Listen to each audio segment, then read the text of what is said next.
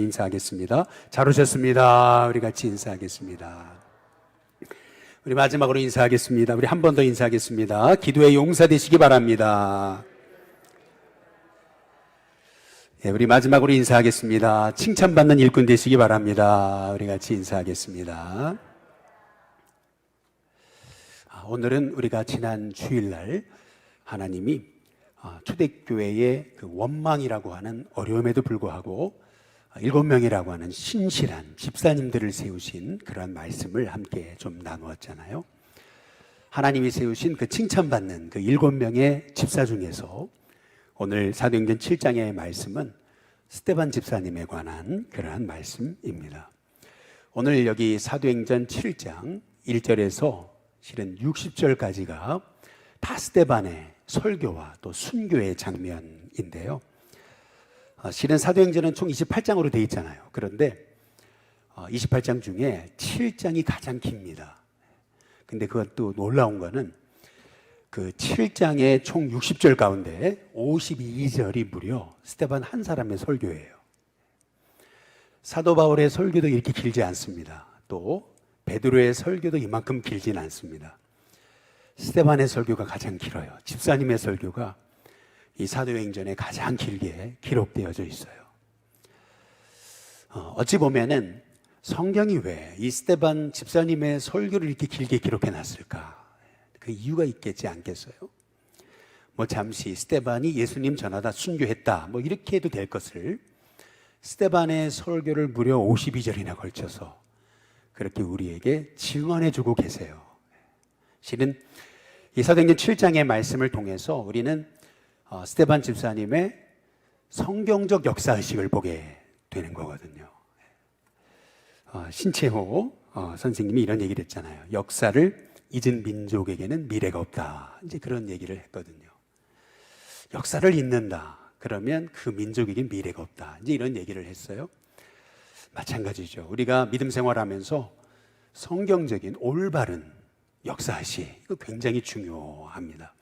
이 스데반을 통해서 이 구약에 성경적으로 우리가 역사를 어떻게 바라봐야 되겠는가라고 하는 것을 우리에게 말씀하고 계세요. 근데 너무나 놀라운 것은 우리가 스데반 집사님 그러면은 우리가 그냥 가지고 있는 선입견이 있잖아요. 순교했죠. 이렇게 놀랍게 복음 전했죠. 예수님 닮았죠. 그러니까 뭐 수십 년 신앙 생활했을 거다 이렇게 착각하는데요. 그렇지 않습니다. 초대교회 성령이 임하잖아요. 그때부터 교회가 시작된 거거든요.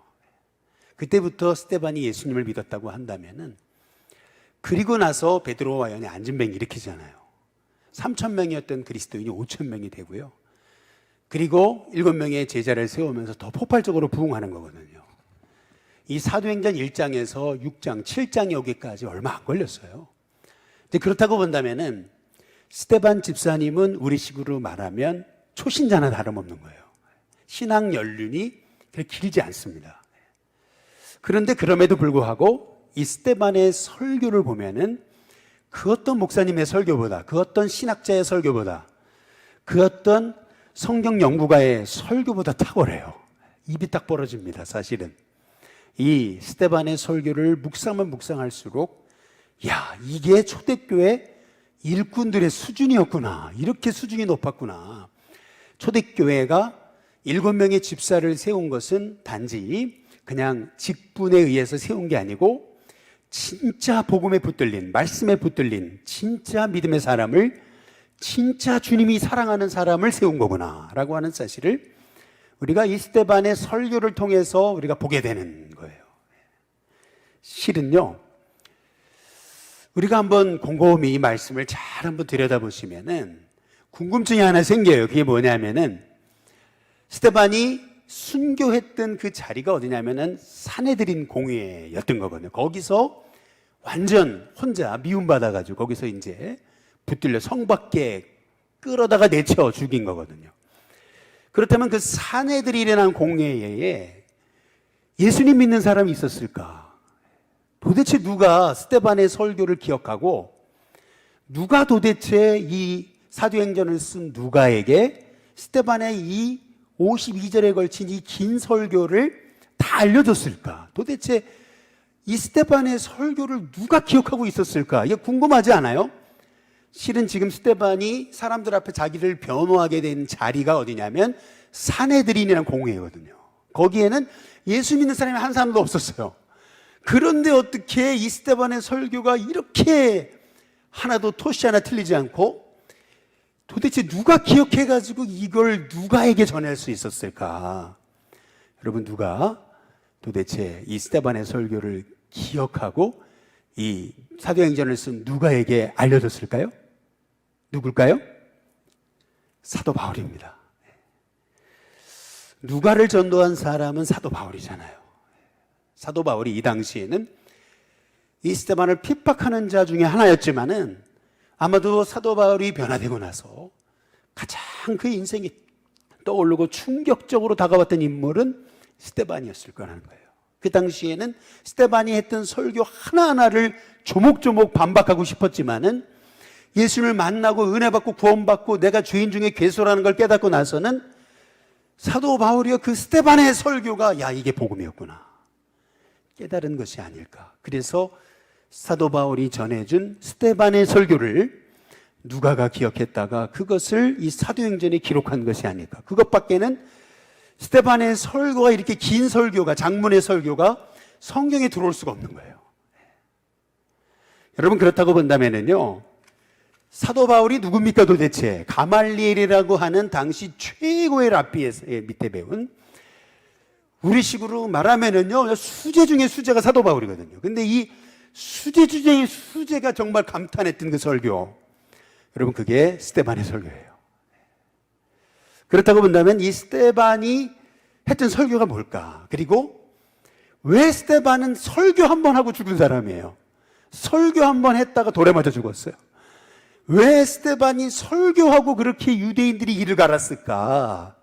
이유가 있겠지 않겠어요? 도대체 스데반이 어떻게 설교했길래? 스데반이 본 성경적 역사의식은 뭐였길래? 궁금하지 않습니까?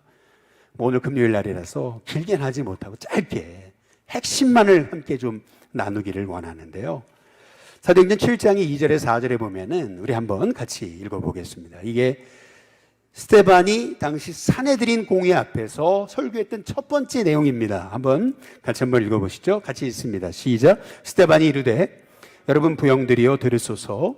우리 조상 아브라함이 하란에 있기 전 메소포타미아에 있을 때에 영광이 하나님이 그에게 보여 이르시되 내 고향과 친척을 떠나 내가 내게 보일 땅으로 가라 하시니 아브라함이 갈대아 사람의 땅을 떠나 하란에 거하다가 그의 아버지가 죽음에 하나님이 그를 거기서 너희 지금 사는 이 땅으로 옮기셨느니라.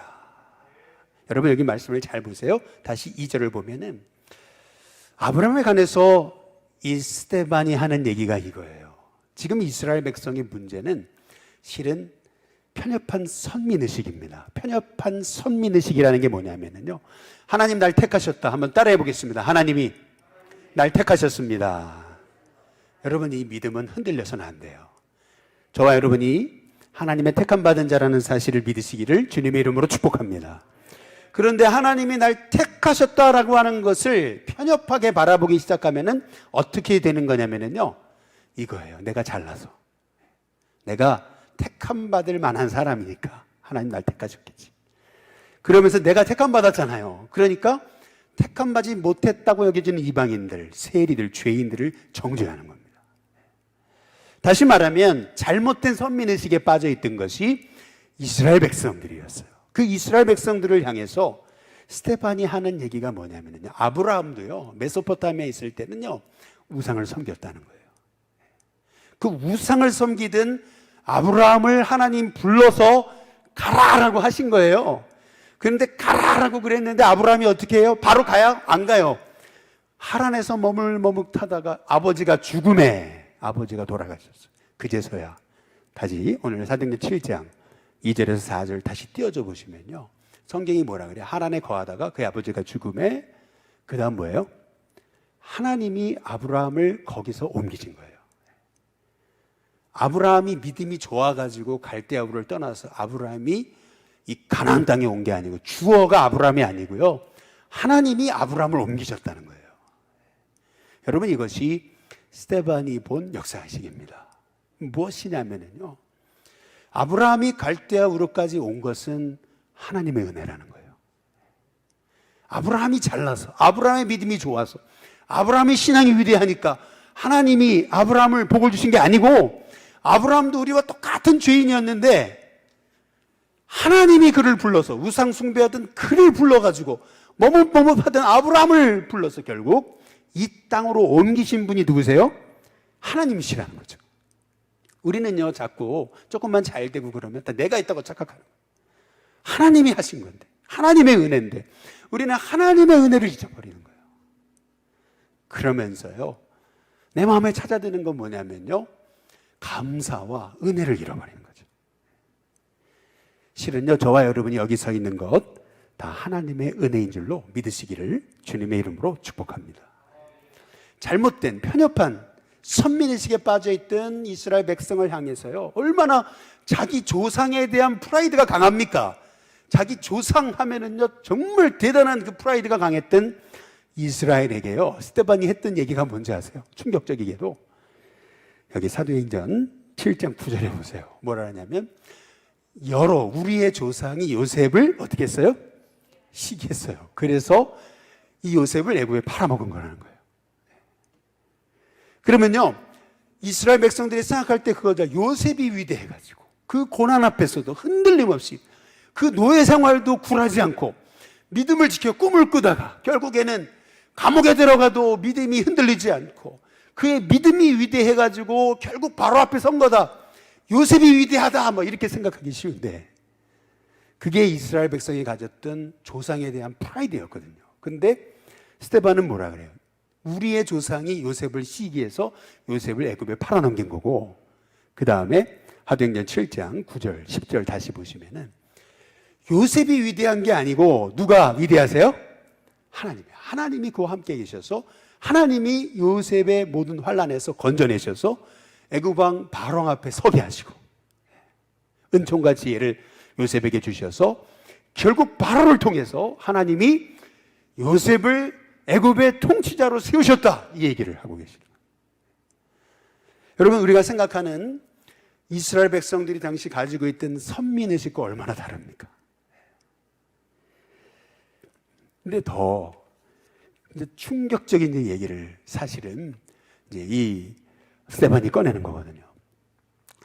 이 소위 이스라엘 백성들이 그렇게 프라이드를 가지고 있었던 자기 조상들이 요셉을 시기해서 애굽에 팔아넘겼잖아요. 그런데 실은요, 마가복음 15장에 한번 10절과 11절에 보시면은요, 실은 예수님이 십자가에 죽으신 것도 대제사장들의 뭐 때문에요? 시기 때문이거든요. 무리를 충동질해가지고 살인자 바라바는 놓아주고 그 십자가에 예수님 달리신 거거든요. 지금 이 스데반의 이 설교가요, 우리는 정말 십자가의 복음이 십자가의 복음이 없이는 살 수 없는 존재라는 거, 우리에게는 절대 십자가의 복음밖에 없다라는 거, 이제 그거를 스데반이 전하고 있는 거예요. 얼마나 설교가요, 스데반의 설교가요, 이게 복음적인지 모르는 거예요. 더구나 사도행전 7장에 한번 27절을 한번 보시죠. 27절에 보시면은 이렇게 얘기를 해요. 모세가요, 40세가 됐어요. 드디어 자기 동족을 생각해서 자기의 힘으로 이 백성을 구원하려나 생각하고 개입하거든요. 근데 그때 자기의 조상들이 뭐라 그래요? 누가 너를 관리와 재판장을 우리에 세웠냐? 모세에게 그러잖아요. 그런데 하나님 어떻게 하세요? 사도행전 7장에 35절에 보니까 그들의 말이 누가 너를 관리와 재판장으로 세웠느냐 하며 거절하던 그 모세, 너희들의 조상은 그 모세를 거절했어요. 그런데 하나님은 어떻게 하셨어요? 다시 나무 떨기 가운데서 보이던 천사의 손을 통해서 모세를 관리와 속량하는 대로 세우셨다는 거예요. 너무 놀랍죠? 여러분, 이게 스데반이 보았던 역사의식이에요. 스데반이 얼마나 복음적인 설교를 하고 있는지 몰라요. 근데요, 사실은 사도행전 7장에서 가슴을 치는 것 같은 그런 충격적인 너무나 놀라운 한 고백이 나와요. 그게 뭐냐면요, 사도행전 7장 38절에 보시면 광야를 뭐라 그래요? 교회라고 그러는 거예요. 한번 따라해 보겠습니다. 광야교회. 구약에 어디를 찾아봐도요, 광야가 교회였다고 얘기하는 사람 한 사람도 없어요. 심지어는 신약 성경에 넘어와도요, 광야가 교회였다라고 얘기하는 사람 한 사람도 없어요. 누가 처음 얘기한 거예요? 스데반이 한 얘기입니다. 우리는요, 인생에 조그만 어려움이 오고 문제가 풀리지 않고 그러고 내 삶의 자리가 너무 딱 모든 게 막힌 것처럼 느끼면은요, 여기가 무덤이라고 그러잖아요. 야, 정말 여기가 무덤이야. 내가 왜 여기를 와가지고 말이죠.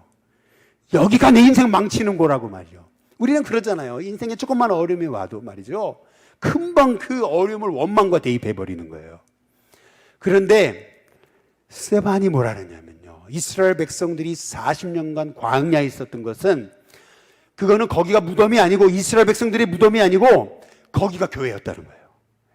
이게 무슨 말이냐면, 하나님이 불순종하고 그렇게 감사하지 못했던 이스라엘을 새롭게 하시는 장소, 영적 훈련소, 그게 바로 교회. 거기가 어디예요? 광야였다는 거죠. 여러분의 인생에 광야라고 여겨지는 인생의 자리가 있습니까? 여러분, 거기가 교회입니다. 하나님 여러분을 훈련하셔서 하나님의 사람으로 새롭게 세우시는 자리예요. 여러분 인생이 아무리 광야 같아도 그것이 광야요, 무덤이요, 내 인생에 잊지 말아야 될 것으로 여기는 것이 아니라 여기가 바로 나를 훈련시키시는 주님의 훈련장이다 라고 여러분 믿고, 여기가 교회다, 나를 새롭게 하시는 곳이다, 여러분 믿고 믿음으로 고백한다면 저와 여러분의 인생은 어떤 어려움도 복이 되는 은혜가 있게 될 줄로 믿습니다. 실은요, 이 스데반의 설교의 마지막 결론은 뭐냐면요, 이게 위대한 거예요. 이게 뭐냐면요, 당시 유대인의 문제는 뭐냐면 성전 우상주의에 빠져 있었어요. 한번 따라해 보시죠. 성전 우상주의. 이게 무슨 말이냐면, 여러분 오해하지 마시기 바랍니다. 성전 우상주의라는 게 뭐냐면, 삶은 하나도 세상에서 하나님 뜻대로 살지 않아요. 그런데 교회만 오면 하나님 복을 주신다고 착각하는 거예요. 주님 뜻대로 살지 않아요. 믿음의 고백대로 살지 않아요. 근데 교회만 오면 하나님 무조건 복을 주신다, 이렇게 착각하는 게 성전 우상주의인 거예요. 실은요, 이스라엘이 BC 586년에 바벨론의 침공을 받아가지고 예루살렘 성전이 다 무너집니다. 돌 위에 돈 하나 남지 않고 초토화됩니다. 하나님은 성전을 파괴하세요. 그런데 그 성전을 파괴하시기 이전에 예레미야 선지자를 일으켜가지고 하신 말씀이 뭔지 아세요? 예레미야 선지자를 통해서 하신 말씀이 뭐냐면요, 한번 예레미야 7장 4절과 한번 10절을 잘 한번 보세요. 성경을 잘 보세요. 너희는 이것이 여호와의 성전이라, 여호와의 성전이라, 여호와의 성전이라 하는 뭐요? 다시요. 이 예루살렘 성전, 여기가 여호와의 성전이라, 여호와의 성전이라, 여호와의 성전이라 하는 뭘 믿지 말라고요?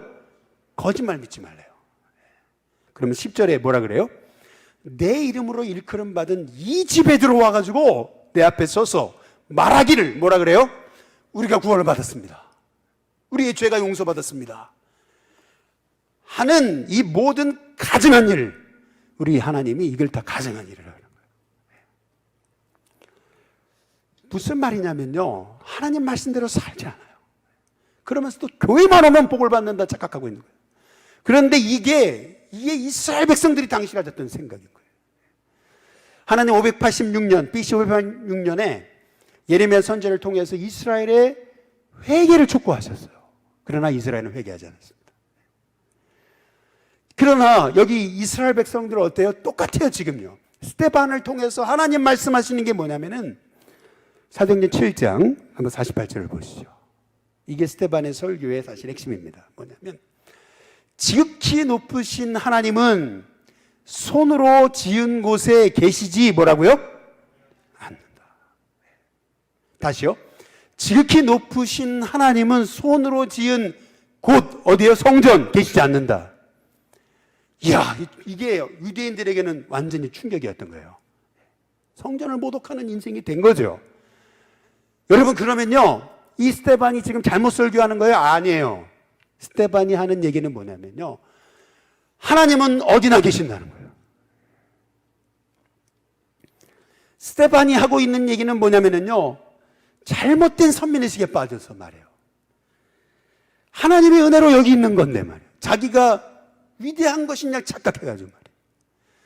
잘못된 선민의식에 빠져가지고 그렇게 하나님의 구원의 초청을 거부하는 이스라엘 백성들 향해서, 그리고 말씀대로 살지 않으면서 성전에만 오면 복을 받는다 라고 착각하고 있던 그들에게 하나님, 지극히 높으신 분은 손으로 지은 곳에 계신 분이 아니고 하나님은 이 모든 세계가 하나님 발등상이다.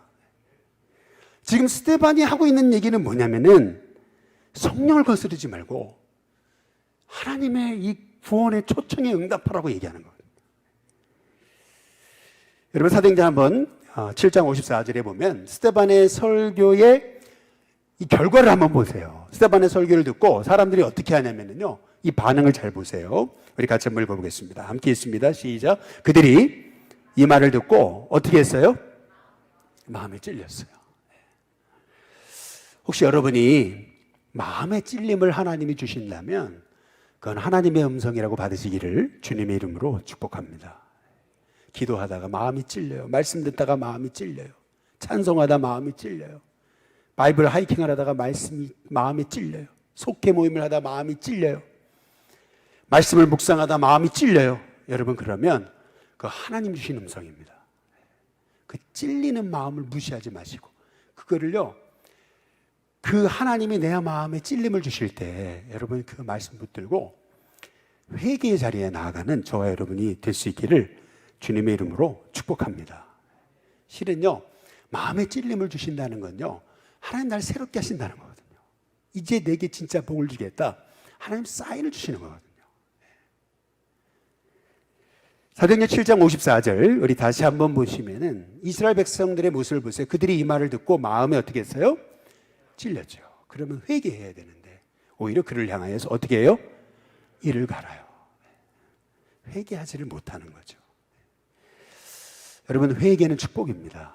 하나님 나에게 회개의 자리로 나를 이끄시는 것은 내게 하나님이 감추어 놓으셨던 진짜 복을 주시려고 하는 하나님의 축복의 사인인 거예요. 그래서요, 회개할 때 내 인생이 달라져요. 회개할 때 내 삶이 달라져요. 그리고요, 회개할 때 하나님의 복이 열리는 거예요. 저는 우리 일신교회 성도님들의 마음에 하나님이 찔림을 주실 때 그걸 심상히 여기는 것이 아니고 하나님이 찔림을 주실 때 엎드려 회개하고 이제 하나님 말씀대로 살겠나이다 고백할 수 있는 저와 여러분이 될 수 있기를 주님의 이름으로 축복합니다. BC 586년에 예레미야를 통해서 이스라엘 백성을 회개하러 촉구하시는데 이스라엘이 회개하지 않았어요. 그 결과 예루살렘 성전은 돌 위에 돌 하나 남지 않고 다 무너졌습니다. 여러분, 그리고 나서 지금 스데반을 통해서 하나님이 다시 이스라엘 백성들을 회개로 촉구하시는 거예요. 그런데 이스라엘 백성이 회개하지 않아요. 결국 AD 70년에 예루살렘은 로마의 침공을 받아서 돌 위에 돌 하나 남지 않고 성전이 다 무너져요. 그리고 지금도 그 성전은 회복되지 않고 있습니다. 우리가 이 오늘 스데반의 설교를 통해서 실은요, 하나님, 이 이스라엘 백성들의 모습이 우리의 모습이었습니다. 사실 우리의 죄를 보고 회개할 수 있는 은혜가 있을 때 저와 여러분이 복 있는 하나님의 종이 되게 될 줄로 믿습니다. 근데 특별히 오늘 붙잡고 싶은 말씀은 사도행전 6장의 15절이에요. 사실은요, 이게 마지막 결론으로 함께 나누고 싶은 말씀입니다. 6장 15절 우리 같이 한번 다 함께 읽어보겠습니다. 함께 있습니다. 시작. 공회 중에 앉은 사람들이 다 스데반을 주목하여 보니 그 얼굴이 뭐 얼굴 같아요? 네, 천사 얼굴 같더라. 옆에 분 한번 보고 인사하시겠습니다. 천사의 얼굴 소유하시기 바랍니다. 우리 한번 같이 인사해 보겠습니다. 이렇게 핍박받는 자리에서 천사의 얼굴을 소유할 수 있었을까? 어떻게 이게 가능했지? 참 궁금합니다. 성경에 힌트가 나와 있죠. 성령이 은혜가 충만하고 믿음이 충만하고 지혜가 충만하고 예수로 충만했기 때문에 스데반이 그 핍박받는 자리에서도 천사의 얼굴을 소유한 게 아닌가. 그래서 돌에 맞아 죽으면서도 그가 바라봤던 분은 예수님 아니세요? 하나님 우편에 서 계신 예수님. 그분 바라볼 때 스데반의 얼굴이 예수님 얼굴이 되는, 그런 천사 얼굴이 되는 그런 은혜가 있지 않았겠어요? 저는 저와 여러분의 믿음이 스데반과 같은 믿음이 될 수 있기를 주님의 이름으로 축복합니다. 우리 일신교회에 스데반과 같은 일꾼이 일어날 수 있게 되기를 주님의 이름으로 축복합니다. 정말 인격이 그렇게 예수님 닮고 뿐만 아니라 영적인 은혜도 있고 실력도 있는, 그렇게 주님만 위해 살고자 고백하는 그런 하나님의 종들이 저와 여러분이 됐으면 좋겠습니다. 한경림 목사님 설교에 보면은 이런 얘기가 나와요. 한 부잣집 딸이 있었는데요, 결혼을 한 달 앞두고 있었습니다. 근데 천연두에 걸렸어요. 죽다가 살았습니다. 근데 살아나서 자기 얼굴을 보니까요, 얼굴이 다 곰보가 됐어요. 얼굴이 정말 너무 흉측한 거예요. 야, 이게 내 얼굴인가? 분명 한 달 후에 결혼하기로 했는데 자기 결혼하기로 했던 사람이 죽음을 가고 있다는 얘기를 듣고 결혼식 날짜를 미뤘다가 결혼하기로 했던 사람이 이제 드디어 이 여자를 찾아오게 된 거죠. 찾아오고 나가지고 이 결혼하기로 했던 남자가 너무 충격받은 거예요. 연락이 오지 않습니다. 그런데 나중에 연락을 받았는데 보니까 이 천연두에 걸려서 얼굴이 곰보가 돼버린 이 자매가 그렇게 친하고 절친이었던 자기 여자친구와 자기 남자 결혼하려고 했던 사람이 결혼했다는 거예요. 이게 너무나 충격을 받는 거죠. 너무나 인생의 그 시리에 빠져가지고 나 같은 사람이 살아서 뭐한가. 그래서 어느 날 밤에 죽기를 각오하고 이제 강으로 갔던 거죠. 뛰어내리려고 하는데 어떻게 사람이 이렇게 목숨을 끊는다는 게 쉽습니까? 그런데 뒤에서 저 멀리서 무슨 노랫소리가 들리는데 뭐 신기하고 처음 들어보는 노랫소리가 들려요. 도대체 무슨 노랫소리인가 찾아가 봤더니 아주 초가집인데 거기에 성도들이 모여있던 거죠. 거기서 예배드리고 있었던 거예요. 그런데 인기척 소리가 들리니까 안에 사람이 나와가지고 보니까 얼굴이 막 이렇게 참 일그러진 사람인데, 그런데 한 사람이 서 있잖아요. 들어오라고. 그랬더니 내가 거길 왜 들어가냐고. 들어오라고. 아주 강권을 해가지고 들어가게 된 거죠. 들어가서 거기서 은혜 받고서 사람이 뒤집어진 거예요. 워낙 부잣집 딸이니까, 돈 있는 집안의 딸이니까요, 신학교 가겠다니까 집안에서 다 대줘가지고 신학교를 다니고 졸업을 한 거예요. 워낙에 부잣집 외동딸이니까 부모님한테 물려받은 유산도 많아요. 전도사 생활을 하면서 수많은 사람 나눠준 거예요.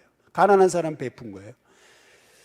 늘 은혜 아래 사는 거예요. 예수님 닮고 그렇게 그냥 얼굴은 그렇게 곰보투성이었어도 그렇게 은혜가 충만했어요. 사람들이 나중에 뭐라 그랬냐면 얼굴이 푹 패인 곳은 주님의 사랑이 머무는 곳이고 얼굴이 울퉁불퉁하게 튀어나온 것은 주님의 영광이 비치는 자리라고 이렇게 고백할 정도로. 참 우리의 인생도 그렇지 않겠어요? 우리의 인생도 광야 같은 인생이지만은, 그러나 광야 같은 인생 속에서도 내가 오늘 있다는 것이 주님의 은혜고, 내 인생이 이렇게 인생의 어려움 가운데도 지금까지 나를 있게 하신 분이 우리 예수님이시고, 그분의 은혜로 내가 오늘 여기 산다. 나를 택하신 분도 하나님이시고 부르신 분도 하나님이시고 보내신 분도 하나님이시다. 여러분 그 사실을 깨닫는다면요, 내 인생의 이 광야는 여러분 교회가 되는 줄로 믿으시기를 주님의 이름으로 축복합니다. 늘 내가 그 광야를 교회의 삶으로 살아갈 때 내가 늘 주님 바라보고 살잖아요. 그러니까 그 광야에서도 나는 천사 얼굴을 소유한 스데반과 같은 신실한 주님의 일꾼으로 쓰임받는 것이 아닌가라는 거죠. 바라기는 저와 여러분의 인생이 스데반과 같은 그런 신실한, 늘 예수님과 동행하고 예수님으로 충만하고 그 예수님과 접속되는, 늘 예수님 바라보는 주의 종으로 살아갈 수 있기를 주님의 이름으로 축복합니다.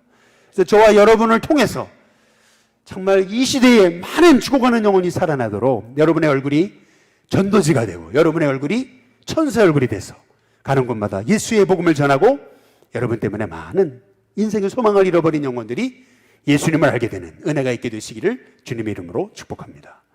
우리 시간 우리 다 함께 일어나셔서 우리 함께 주가 일하시네 함께 찬양하시고 오늘도 한번 뜨겁게 같이 좀 기도하고 우리 귀가하도록 하겠습니다.